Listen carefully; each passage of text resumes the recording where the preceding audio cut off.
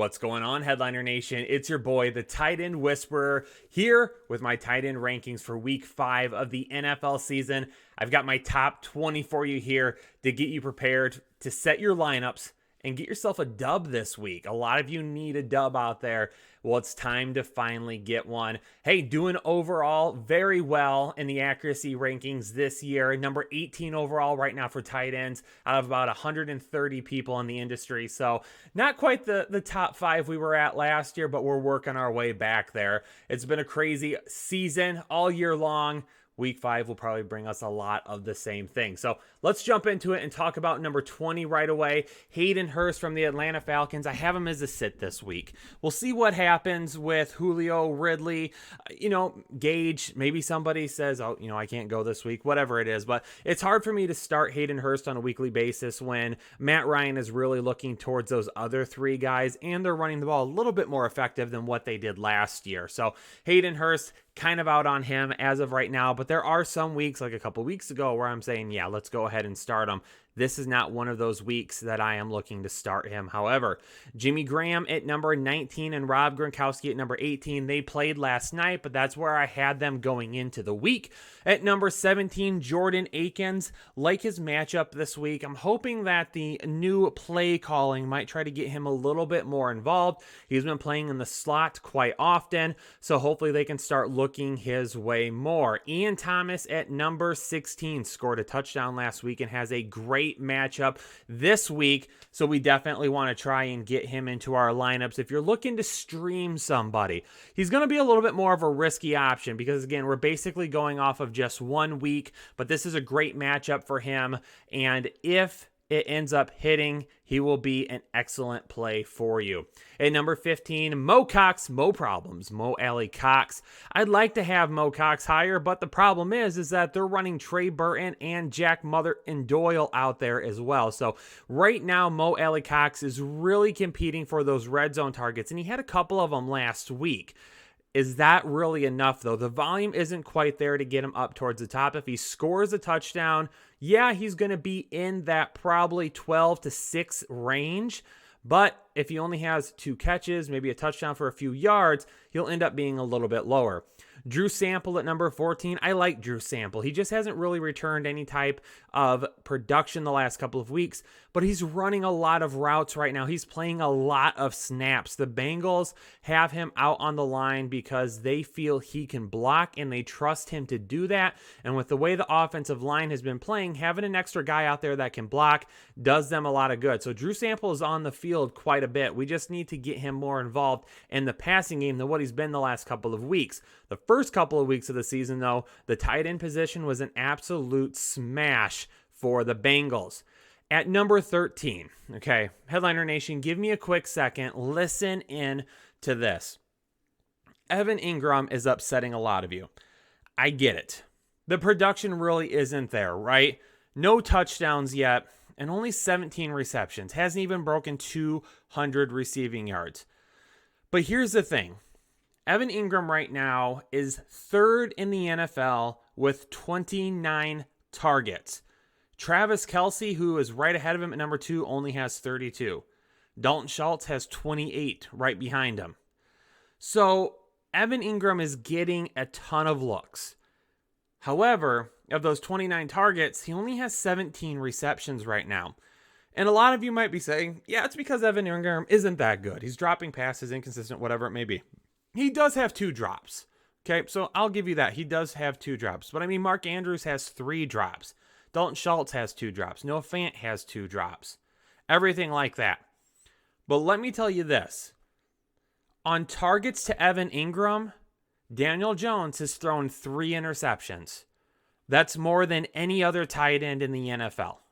There's no tight end in the NFL that has more than 1 target to them that's been an interception. Also, on targets to Evan Engram, Daniel Jones's passer rating is 30.2. 30.2. That's absolutely ridiculous. You want to hear a passer rating of everybody else? Darren Waller's a 98.8. Travis Kelce is a 124.1. Dalton Schultz is a 112. Noah Fant's a 119. Heck, even Zach Ertz is a 79. Logan Thomas is a 56. Evan Engram is a 30.2 passer rating on passes that are targeted towards him. Daniel Jones has been awful when it comes to targeting Evan Engram. Don't give up on him yet, okay? Because the talent is still there. The guy can still kill it, all right? He's having a rough time right now. He's not getting really good targets to him. So let's keep hoping that it switches around and the guy blows up, because it's going to happen soon. It is not his fault. It is Daniel Jones. Let's hope that changes around. Logan Thomas, who I did bring up a second ago, I've got him at number 12 right now. Yeah, hasn't been great the last couple of weeks, all right? He did have that good week 1, week 2, and then since then, it's just kind of started to go downhill for Logan Thomas. However, last week, he played 66 snaps, the most snaps that he has played so far this season. I have absolutely no problem with trying to trot Logan Thomas out there if you're having any issues at tight end and you're needing a little bit of upside, because this week could be the week that he has it.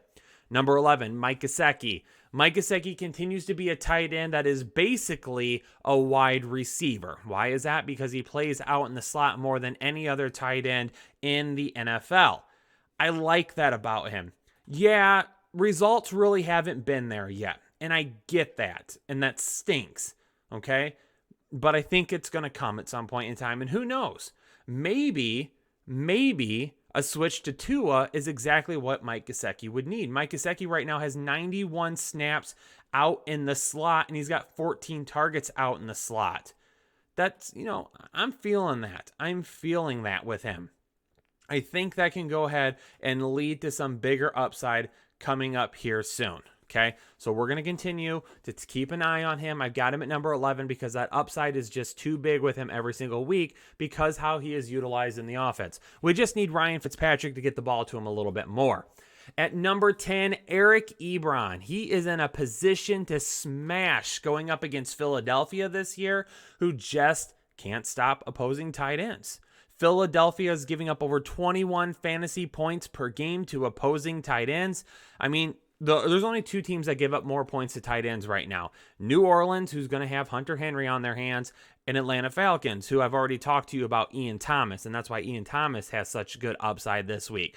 But for Pittsburgh, Eric Ebron, he is a guy that could definitely see some passes come his way this week because Philadelphia, they do a pretty decent job. They're about middle of the pack when it comes to stopping wide receiver. So maybe they do give Deontay Johnson a little bit of trouble this week. Juju doing a lot better out of the slot. And then Eric Ebron is a guy, as a tight end, can put up a decent amount of production this week. Dalton Schultz coming in at number 9. I'm on the Dalton Schultz bandwagon now, okay? And I will admit that I have been wrong about him and really the tight end position in general for the the Dallas Cowboys. The Dallas Cowboys, who got beat by Cleveland last week. But with Dalton Schultz, the reason I was fading the tight end position in Dallas this year was because you have 3 wide receivers that could put up huge production. So when you look at it realistically, you say to yourself, who's going to lose out on targets? Is it going to be Amari Cooper? No, he hasn't. Is it going to be CeeDee Lamb, the rookie? He really hasn't either. He's been playing so well out of the slot, you got to get him as many targets as possible. So then it comes down to Zeke and Gallup. Well, Zeke's still getting a decent amount of targets. Gallup ends up being the guy that really is the boom or bust option, and that's what concerned me about Gallup, but I still thought he would command a more targets than what the tight end position would. And that just hasn't happened this year. Now, part of the reason is that Dak Prescott has to throw the ball 900 times a game right now. So Dalton Schultz is still seeing more than enough volume come his way because of how much they are passing the football. Maybe that will end up changing. Maybe at some point in time, the defense ends up playing better. I don't know for sure. But until then, Dalton Schultz, we're going to go ahead and start listing him as a start because Dak Prescott is still finding more than enough ways to get him the football. At number 8, Tyler Higbee from the Los Angeles Rams. And yes, some people are concerned with Tyler Higbee, okay? And I get it. I understand. But I'm not going to give up on him right now. They get Washington this week. Washington giving up over 18 fantasy points per game to opposing tight ends. That's quite a bit. And with Tyler Higbee, it really depends on Gerald Everett. Because there for a couple of weeks, it looked like the Rams were moving out of that 12 personnel and starting to run 3 out wide again, which is great for Tyler Higbee because it takes Gerald Everett off the field. But then Gerald Everett shows up last week and, he's starting to get back on the field a little bit more. Why is that? Okay. Was it because he was injured? Yeah, he was dealing with an injury. So are they trying to get him on the field a little bit more now? Look, I'm not exactly sure what Sean McVay is doing at this point. That's why I'm continuing to monitor this situation. Because Sean McVay, to me, kind of feels like he's trying to outcoach himself at this point. Okay, he's trying to outcoach himself at this point. Maybe he's trying to get a little too smart for his own good. Last week, we'll take a look at it throughout the week. Okay, Tyler Higbee in week 1 outsnaps Gerald Everett 65-24. Good.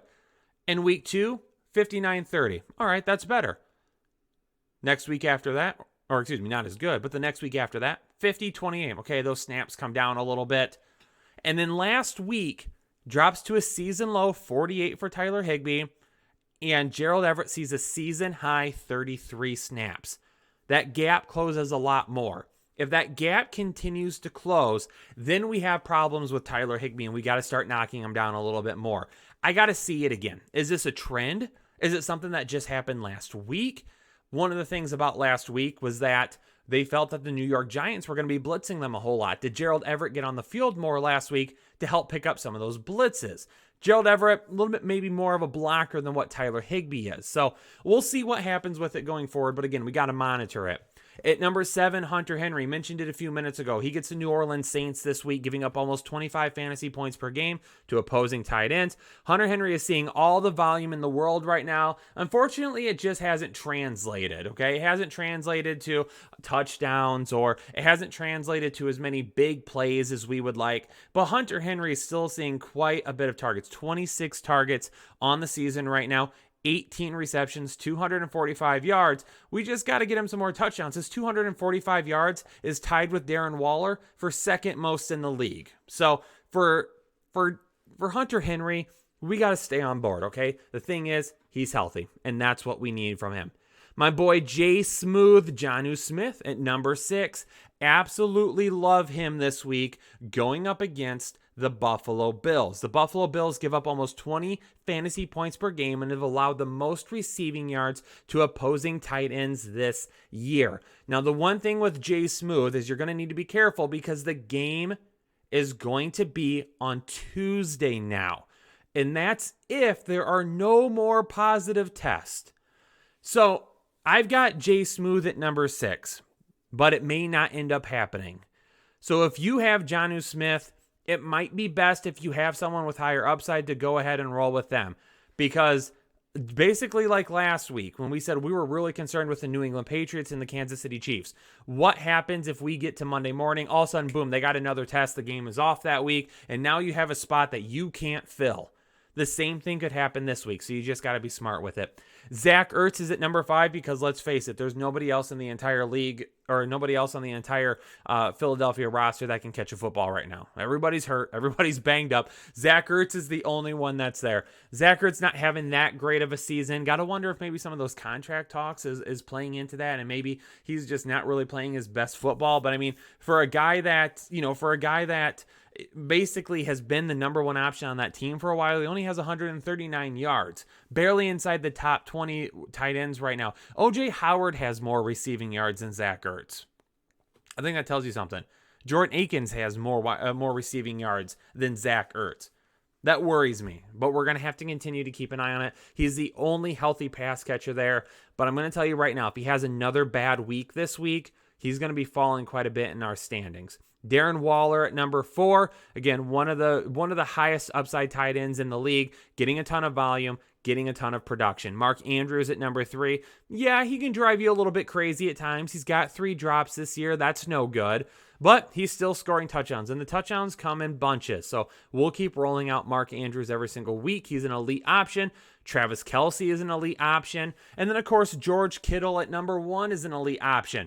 Last week, Nick Mullins completed 18 passes. 15 of those were to George Kittle. What? Holy cow. Last week, the San Francisco passing game had 301 total yards between Mullins and Beathard. George Kittle had 183 of those yards. 15 catches on 15 targets last week for George Kittle. Maybe the best tight end in the game. Luckily, he's healthy now, which is always good. But this week, a prime matchup for him to go out there and smash. There you have it, Headliner Nation. My top 20 tight ends for week 5. Go set your lineups now. Get ready for week 5. Let's go get ourselves a dub this week. As always, if you appreciate that content, hit the like button down below. Make sure you leave a comment with any of your questions as well. I'll get to as many as I can. And make sure you hit that subscribe button if you're new to the Fantasy Headliners. Join Headliner Nation, over 106,000 strong right now. Headliner Nation, I appreciate you all. Do me a favor, stay safe, stay healthy. As my boy Chris Chouse would say, be kind to each other. And I'll see you next time on the Fantasy Headliners.